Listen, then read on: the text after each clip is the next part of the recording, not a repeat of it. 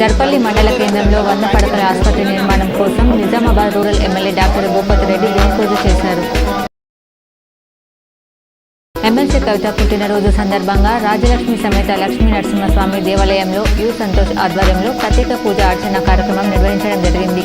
ఈ కార్యక్రమంలో మాజీ sarpanch Prabhakar Rao, BRS party BCCL అధ్యక్షులు బోగన్న, కస్బా దేవిదాస్, బ్రిడ్జి భూమేష్, వారంపల్లి సాయి సతీష్ పాల్గొన్నారు.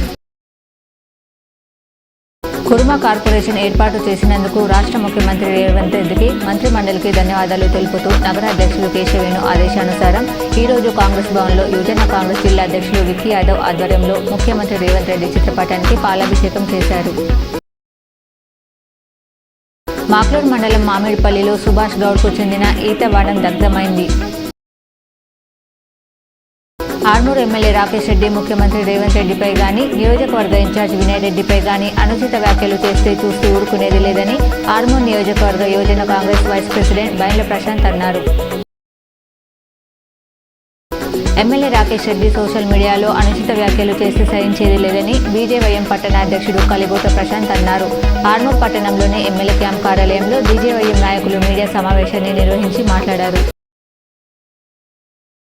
ప్రభుత్వం 21% పీఆర్సీ పెంచినందుకు గాను ఆర్మూర్ పట్టణంలోని ఆర్టీసీ డిపోలో ముఖ్యమంత్రి రేవంత్ రెడ్డి, ఉప ముఖ్యమంత్రి బట్టి విక్రమార్క, ఆర్టీసీ మంత్రి పొన్నం ప్రభాకర్, ఆర్మూర్ కాంగ్రెస్ ఇన్ఛార్జ్ పుదుటూరి వినయ్ కుమార్ రెడ్డి చిత్రపటానికి ఆర్టీసీ ఉద్యోగులు, కాంగ్రెస్ పార్టీ నాయకులు పాలాభిషేకం చేశారు. ఆర్మూర్ తహసీల్దార్ కార్యాలయం ఎదుట మధ్యాహ్న భోజన కార్మికులు సమ్మె నిర్వహించారు.